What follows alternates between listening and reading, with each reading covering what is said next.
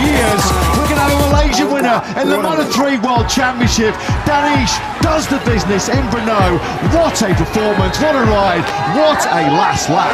What a Grand Prix once again in Moto3. Danish wins by almost half a second. A motor from pole is fourth, penamat is fifth, Carpe takes sixth, but hacking Danish.